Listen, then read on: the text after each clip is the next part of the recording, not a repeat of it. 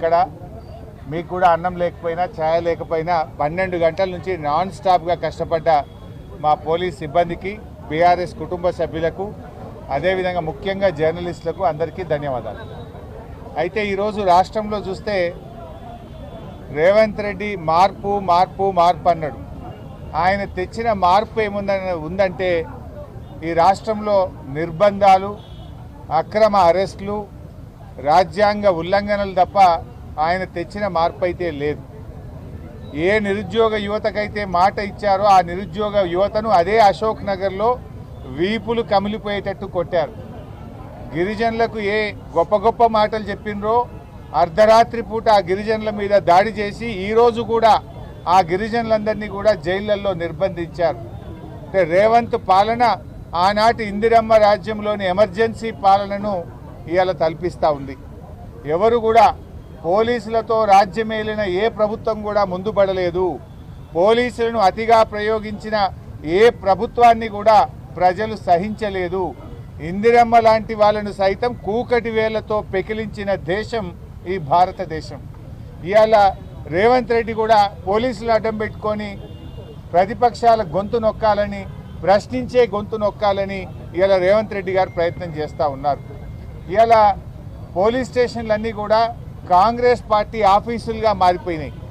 ఎఫ్ఐఆర్లు పోలీస్ స్టేషన్లలో తయారైతలేవు, గాంధీ భవన్లో ఎఫ్ఐఆర్లు తయారైతా ఉన్నాయి. ఏ సెక్షన్లు పెట్టాలనో, ఎవరిని అరెస్టు చేయాలో గాంధీ భవన్ నుంచి, కాంగ్రెస్ పార్టీ కార్యాలయం నుంచి ఇవాళ ఆదేశాలు ఇస్తున్నటువంటి పరిస్థితి ఉన్నది. పోలీసు ఉన్నతాధికారులు కూడా ఇవాళ ఒక విషయం ఆలోచించుకోవాలి. మీరు రేవంత్ రెడ్డి ఏం శాశ్వతం కాదు. ఈయన ఇవాళ ఉంటాడు, రేపు పోతాడు. రేపు మళ్ళీ బీఆర్ఎస్ ప్రభుత్వం రావచ్చు, ఇంకో ప్రభుత్వం రావచ్చు.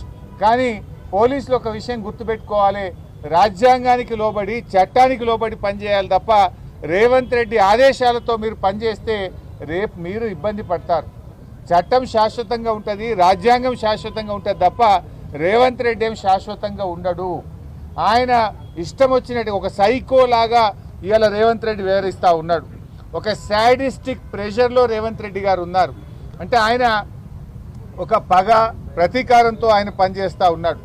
ఇవాళ రేవంత్ రెడ్డి గారు ఒకటే విషయం ఆలోచించుకోవాలి. ఆయన ఏదో ప్రతిపక్షంపై పగబెట్టి గౌరవ ఎమ్మెల్యేలను, ప్రతిపక్ష నాయకులను నోటికొచ్చినట్టు మాట్లాడుతూ ఉన్నాడు. ఆయనలో ఒక శాడిస్టిక్ ప్రెషర్ ఉన్నది.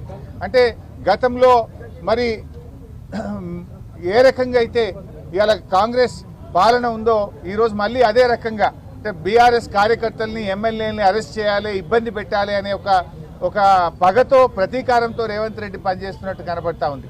నీ ఏడాది పాలనలో కేసీఆర్ గారు కట్టించిన ఫ్లైఓవర్లకు ఇనాగరేషన్లు చేసినావు, కేసీఆర్ గారు కట్టించినటువంటి ఎస్టీపీలను ఇనాగరేషన్ చేస్తున్నావు, కేసీఆర్ గారు కట్టించిన కాలోజీ క్షేత్రాన్ని ఇనాగరేషన్ చేసినావు తప్ప అసలు నీ ఏడాది పాలనలో ఒక ఇల్లు కట్టినవా? నీ ఏడాది పాలనలో ఒక పాలసీ తెచ్చినవా? నువ్వు చేసిన ఒక్క మంచి పని ఉందా? నువ్వు ఒకవైపు ఏమో ప్రజాపాలన అంటున్నావు. ప్రజాపాలన కాదు, ఈ రాష్ట్రంలో రాక్షస పాలన నడుస్తూ ఉంది. ఎక్కడ ప్రజాపాలన ఉంది? ప్రజాస్వామ్యము, ప్రశ్నించే హక్కు ఇస్తాం, 7వ గ్యారంటీగా ఇస్తున్నా అన్నావు. నీ 7వ గ్యారంటీ ఏమన్నా ఉంది అంటే ఈ రాష్ట్రంలో అక్రమ అరెస్టులు తప్ప 7వ గ్యారంటీ ఏమీ అమలైతలేదు. ఇవాళ రాహుల్ గాంధీ గారు పెద్ద పెద్ద మాటలు మాట్లాడుతుండు. నన్ను ఎందుకు పోనీయరు అని చెప్పి మొన్న ఈ మధ్య నేను ప్రతిపక్ష నాయకుడిని, నన్ను ఏ రకంగా అరెస్ట్ చేస్తారు అని రాహుల్ గాంధీ గారు మాట్లాడుతున్నారు. నేను అడుగుతున్న రాహుల్ గాంధీ గారు, ముందు నీ ముఖ్యమంత్రిని అడుగు. ఈ రాష్ట్రంలో ప్రతిపక్ష నాయకుడిగా ఉన్న మధుసూదనాచారి గారు లగచెర్లకు వెళ్ళారు. ఆయనను ఎందుకు అరెస్ట్ చేశారు? అర్ధరాత్రి పూట లగచెర్లలో మహిళల గొంతు మీద కాళ్ళు పెట్టి వాళ్ళ భర్తలను, పిల్లల్ని నువ్వు అరెస్ట్ చేస్తే ఆ కుటుంబాలను పరామర్శించడానికి, వాళ్ళకి ధైర్యం చెప్పడానికి ప్రతిపక్ష నాయకుడిగా మధుసూదనాచారి గారు వెళ్తుంటే ఆయనను అరెస్ట్ చేశారు కదా. ప్రజా సంఘాలు POW సంజయ్ గారు వారి సభ్యులందరినీ కూడా నడి రోడ్డు మీద బట్టలు చింపి వాళ్ళు అరెస్ట్ చేశారు కదా. అసలు ప్రజాస్వామ్యం ఎక్కడుంది? రాహుల్ గాంధీ గారు రాజ్యాంగం గురించి, ప్రజాస్వామ్యం గురించి మాట్లాడాలంటే ముందు మీ రేవంత్ రెడ్డి నీ చక్కగా చేయి, ఆయనకు ఆదేశాలు ఇయ్యి, లేదా ఆయన నీకు విరకపోతే ఆయనను తొలగించు. ఇలా అర్థమవుతుంది. రేవంత్ రెడ్డి ఫ్రస్ట్రేషన్ కూడా అర్థమవుతుంది. ఢిల్లీకి పోతే రాహుల్ గాంధీ అపాయింట్మెంట్ దొరకలేదు. ఈ మధ్య 5 ట్రిప్పులు 6 ట్రిప్పులు కొట్టినా ఢిల్లీలో రాహుల్ గాంధీ అపాయింట్మెంట్ దొరకలేదు. ఎవడు కుర్చీ గుంజుకుంటాడో అనేటువంటి ఫ్రస్ట్రేషన్లో ఉంది. మంత్రులు ఎవరు ఆయన మాటింటున్నటువంటి పరిస్థితి లేదు. అంత ఆగమాగం. ఆ ఫ్రస్ట్రేషన్ అంతా ఆ ఫ్రస్ట్రేషన్లో ఒక సాడిస్టిక్ ప్రెషర్లో ఇవాళ పాలన కొనసాగిస్తున్నాడు. ఆయన ప్రజలకు ప్రభుత్వం పాలన మీద దృష్టి లేదు. ఎంతసేపు ఎక్కడ డబ్బులు సంపాదించాలి, ఎక్కడ ప్రతిపక్షాల మీద అక్రమ కేసులు పెట్టాలి, ఎక్కడ ప్రతిపక్షాలను వేధించాలి, దీని మీద ఇవాళ రేవంత్ రెడ్డి గారు పనిచేస్తున్నారు తప్ప అసలు పాలన ఇవాళ గాలికి వదిలేసిండ్రు. నీ ఏడాది పాలనలో ఏ వర్గం బాగుపడ్డది రేవంత్ రెడ్డి గారు? మహిళలకు నువ్వేమన్నా చేసినవా? మహిళలకు 1,00,000 కోట్ల వడ్డీలను రుణం అన్నావు, అది బోగస్. కేసీఆర్ గారు ఇచ్చిన 5 లక్షల రూపాయలకే వడ్డీ లేని రుణం ఈరోజు ఈ రాష్ట్రంలో వర్తిస్తుంది. నీ 1,00,000 కోట్ల వడ్డీ లేని రుణం బోగస్. మహిళలకు నువ్వు చెప్పినటువంటి మహాలక్ష్మి బోగస్.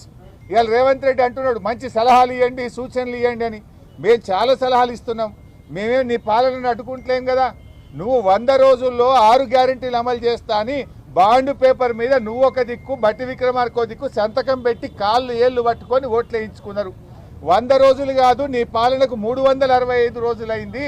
నీ 6 గ్యారెంటీలు అమలు చేయమని అడుగుతున్నాం. ఇది తప్ప? నువ్వు రైతులకు వరంగల్లో డిక్లరేషన్ ఇచ్చి 9 హామీలు రైతు డిక్లరేషన్లో వరంగల్లో చెప్పావు. 9 హామీల్లో ఒక్క హామీ అమలు కాలేదు, అది అమలు చేయమని చెప్పాం. ఇది తప్ప? ఇది సూచన కాదా? మేమేమంటున్నాం, నువ్వు చెప్పిన 15,000 రైతు బంధు ఈ రేవంత్ రెడ్డి, నువ్వు 2 సార్లు కాదు 3 సార్లు రైతు బంధు ఇవ్వమని ఆ రోజు కేసీఆర్ని అడిగినావు. 3 సార్లు రైతు బంధు రేవంత్ రెడ్డి అన్నాం. ఇదేమన్నా నిన్ను అడ్డుకుంటున్నామా? నువ్వు అడిగిన మాటలే నీకు యాద్ చేస్తున్నాం, నువ్వు చెప్పిన మాటలే నీకు గుర్తు చేస్తున్నాం. అవ్వా తాతలకు 4,000 పింఛన్ ఇస్తా, ఇందిరమ్మ రాజ్యం వస్తుంది అన్నావు. 4,000 పింఛన్ ఎప్పుడు ఇస్తావు రేవంత్ రెడ్డి గారు అని నేను గుర్తు చేస్తా ఉన్నాం. ఇది తప్ప? అరే మూసీలో పేదల ఇండ్లు కూలగొట్టకు, హైడ్రా పేరిట గరీబోళ్ళ ఇండ్లు కూలగొట్టకు రేవంత్ రెడ్డి అన్నాం. ఇది సూచన కాదా? మూసీ మీద అఖిలపక్షం పిలువు, మేము వచ్చి మీకు సూచనలు ఇవ్వడానికి రెడీగా ఉన్నామని చెప్పినాం. అఖిలపక్షం పిలిచే ముఖం నీకు లేకపోయే, నువ్వు అఖిలపక్షం పిలవకపోతివి. ఇది సూచన కాదా? సూచనలు తీసుకునే సోయి నీకు లేదు, ఆ విజ్ఞత నీకు లేదు. ముఖ్యమంత్రిగా నువ్వు బిహేవ్ చేయడం లేదు. ఒక గల్లీ నాయకుడిలాగా, ఒక ముఠా నాయకుడిలాగా, ఒక ఫ్రాక్షనిస్ట్ లాగా, ఒక కక్షతో పగతో ప్రతిపక్షాల మీద నువ్వు వ్యవహరిస్తూ ఉన్నావు. కాంగ్రెస్ ఇవాళ ఏమైంది? చట్టం కాంగ్రెస్ పార్టీ చుట్టమైపోయింది రాష్ట్రంలో. చట్టాన్ని విచ్చలవిడిగా నీ యొక్క దానికోసం వాడుకుంటున్నావు. ఇవాళ మమ్మల్ని పోలీస్ స్టేషన్ తెచ్చినావు. ఇక్కడ బాధ కానిస్టేబుల్ కానీ ఇక్కడ అందరూ బాధపడుతున్నారు. ఏమంటున్నారు హోంగార్డులు?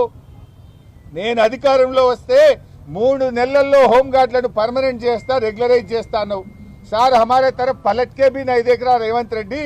जब तो बोला 3 महीने में रेगुलराइज करते बोल के बोला, लेकिन हमारे तरफ पलट के भी नहीं देख रहा रेवंत रेड्डी అని హోంగార్డులు వాపోతా ఉన్నారు. మా కానిస్టేబుళ్లకు రావాల్సిన 4 సరెండర్ లీవ్ పైసలు పెండింగ్లో ఉన్నాయి. అంటే ఒక్కొక్క సరెండర్ లీవ్ అంటే 30,000 40,000 వస్తే పిల్లల ఫీజులు కట్టుకుంటాం సార్. ఎవరికి చెప్పుకోవాలని అర్థమైతలేదు. 4 సరెండర్ లీవులు పెండింగ్లు ఉన్నాయని మా కానిస్టేబుళ్లు బాధపడుతున్నారు. ఇవాళ పోలీసులకు రావాల్సిన టీఏ ట్రావెలింగ్ అలవెన్స్ కేసీఆర్ గారు 15 రోజులు ఇస్తే నువ్వు 7 రోజులకు తగ్గించినావు.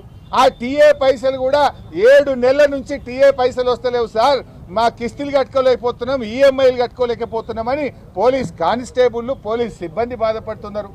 కేసీఆర్ గారు ఉండగా పోలీస్ స్టేషన్కు 75,000 రూపాయలు నెల నెల ఇచ్చిండు. స్టేషన్ అలవెన్స్ ఇస్తే నువ్వు వచ్చినాక స్టేషన్ అలవెన్స్ బంద్ అయింది.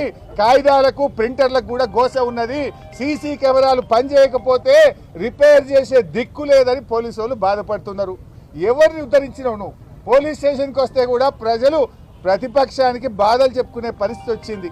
రైతుల దగ్గరికి పోతే మద్దతు ధర లేదు, పత్తిని మద్దతు ధరకు కొనే దిక్కు లేదు, నువ్వు చెప్పిన బోనస్ రాదు, రైతు రుణమాఫీ రాదు, రైతు బంధు పడకపాయే, అవ్వాతాతలకు 2 నెలల పింఛన్ ఎగ్గొట్టివి.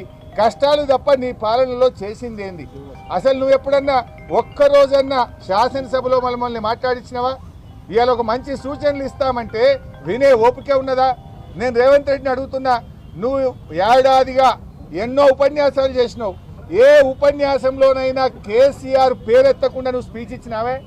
ఒక ముఖ్యమంత్రిగా ప్రజల గురించో, ఒక పాలసీ గురించో, ఒక అభివృద్ధి గురించో ఎప్పుడన్నా మాట్లాడినావా? నువ్వు నోరెత్తితే పేగులు మెడలేసుకే తిరుగుతా, గోటీలాడతా, లాగుల తొండలు జొర్రగొడతా, పిచ్చి బూతులు తప్పని ఒక చక్కటి మాట మాట్లాడినావా? కేసీఆర్ పేరెత్తకుండా నువ్వు ఏదైనా ఉపన్యాసం ఇచ్చినావా? నీ నిద్రల కళల కూడా నీ కేసీఆర్ కనబడుతున్నాడు. నువ్వు ఒక ముఖ్యమంత్రిగా మర్యాదగా మాట్లాడితే, పాలసీ గురించి మాట్లాడితే, నువ్వు పద్ధతిగా వ్యవహరిస్తే ప్రతిపక్షంగా మేము నిర్మాణాత్మక పాత్ర పోషిస్తాం. ఇవాళ మా కౌశిక్ రెడ్డి గారిని ఎందుకు అరెస్ట్ చేసినావు? ఉదయం 9 గంటలకు మమ్మల్ని అరెస్ట్ చేశారు. ఇప్పుడు రాత్రి 9 అవుతుంది. 12 గంటలు మమ్మల్ని ఇవాళ పోలీస్ స్టేషన్లో పెట్టారు. కౌశిక్ రెడ్డి గారిని ఎందుకు మీరు బెయిల్ ఇవ్వట్లేదు? ఇలా కౌశిక్ రెడ్డి గారి మీద మీరు పెట్టిన కేసులే అక్రమ కేసులు. పోలీస్ స్టేషన్ ఏమన్నా ప్రైవేట్ ప్రాపర్టీయా? పోలీస్ స్టేషన్కు ప్రజలు ఎవరైనా వెళ్ళొచ్చు, అది పబ్లిక్ ప్రాపర్టీ. పోలీస్ స్టేషన్కు అపాయింట్మెంట్తో కంప్లైంట్ ఇవ్వడానికి కౌశిక్ రెడ్డి పోతే ట్రెస్ పాసింగ్ కేసు కౌశిక్ రెడ్డి గారి మీద పెట్టారు. అది పోలీస్ స్టేషన్లో ట్రెస్ పాసింగ్ ఉంటుందా? Is it a private property? I'm asking the police. అంటే ఆ రకంగా అక్రమ కేసు పెట్టారు. ఉదయం ఇంట్లో చెరబడి తలుపులు పగలగొట్టి కుటుంబ సభ్యులను కూడా భయభ్రాంతులకు గురి చేసి మా కౌశిక్ రెడ్డి గారిని అరెస్ట్ చేశారు. మరి కౌశిక్ రెడ్డిని అరెస్ట్ చేస్తే 12 గంటల నుంచి ఎందుకు బెయిల్ ఇవ్వరు? మెజిస్ట్రేట్ గారి ముందు ప్రొడ్యూస్ చేయరు. అంటే అర్ధరాత్రి దొంగరాత్రి తీసుకుపోతారా? 12 గంటలు బంజారా హిల్స్ పోలీస్ స్టేషన్లో కౌశిక్ రెడ్డిని ఎందుకు నిర్బంధించారు? 12 గంటలుగా కౌశిక్ రెడ్డి గారికి బెయిల్ ఇవ్వకుండా మెజిస్ట్రేట్ ముందు ప్రొడ్యూస్ చేయకుండా ఎందుకు ఆలస్యం చేస్తున్నారు అని నేను అడుగుతా ఉన్నా. Hyderabad police commissioner CV Anand కావచ్చు, ఇవాళ డీజీపీ గారు సమాధానం చెప్పాలి. Why are you keeping him in custody? 12 గంటలు పెట్టినావు, ఏ రాత్రి తీసుకుపోతావు? ఎందుకు దొంగ రాత్రి టెర్రరిస్టులను తీసుకుపోయినట్టు ఒక ప్రజాప్రతినిధిని, ఒక ఎమ్మెల్యేను అర్ధరాత్రి తీసుకుపోవాల్సిన అవసరం ఏంది? నువ్వు కోర్టుకే తీసుకుపోవచ్చు కదా. నాంపల్లిలో ఉదయం 10 నుంచి నీకు సాయంత్రం 5 దాకా కోర్టు ఫంక్షనింగ్ ఉంది కదా. కోర్టుకు తీసుకుపోకుండా ఎందుకు పోలీస్ స్టేషన్లో పెట్టుకున్నావు? అంటే నీకు ఏ సెక్షన్లు పెట్టాలనో ఇంకా రేవంత్ రెడ్డి చెప్పలేదా? గాంధీ భవన్కి వెళ్ళి మీకు ఇన్స్ట్రక్షన్స్ ఇంకా రాలేదా? ఈ రాత్రిపూట దొంగ సెక్షన్లు ఇంకెన్ని మార్చడానికి కుట్రలు చేస్తున్నారా? ఏందో ఎఫ్ఐఆర్లు మారుస్తారా మీరు? ఇది ఎక్కడి న్యాయం అని మేము అడుగుతా ఉన్నాం. 12 గంటల టైం సరిపోదా? మీరు వారిని మెజిస్ట్రేట్ ముందు ప్రొడ్యూస్ చేయడానికి 12 గంటల సమయం మీకు సరిపోవడం లేదా అని అడుగుతా ఉన్నా. అంటే మొత్తంగా ఈ ప్రజాపాలన అంతా కూడా రాక్షస పాలన, పోలీస్ పాలన, పీడిత పాలనగా నీ పాలన కొనసాగుతూ ఉంది.